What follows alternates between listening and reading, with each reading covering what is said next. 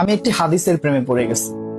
হাদিসটা হচ্ছে ঠিক এমন যে যখন বান্দা একটি ঘরে কান্না শুরু করে এবং তখন আল্লাহর ফেরেশতারা বলে যে আল্লাহ, তোমার এই বান্দাটা কি জন্য কষ্ট পাচ্ছে, এবং ফেরেশতারা আল্লাহর কাছে কান্নাকাটি করে বলে যে তার মনের ব্যথাকে তুমি আল্লাহ কমিয়ে দাও। তখন আল্লাহ তাআলা বলেন যে আমার বান্দা এমন কোনো কিছুর মায়া পড়েছিল বা ভালোবেসেছিল যা আমার চাইতে সে বেশি ওই জিনিসটার প্রতি ভালোবেসে ফেলেছিল।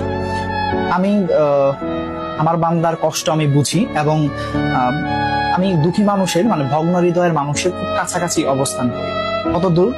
এক হাত দূরে আল্লাহ তাআলা অবস্থান করেন। হ্যাঁ? এবং আরেকটা কথা হচ্ছে, ফেরেশতারা তখন বলতে থাকে আল্লাহ, তুমি চাইলেই কি সেই বান্দার সেই অভাবগুলো তুমি পূরণ করতে পারো না? তখন আল্লাহ তাআলা বলেন যে আমি ওয়াদা করতেছি আমার বান্দা যে জিনিসটা তার জীবন থেকে হারিয়েছে তার চাইতে অধিক উত্তম জিনিস আমি তাকে দিব, যা দেখে পৃথিবীর মানুষ বিস্মিত হবে।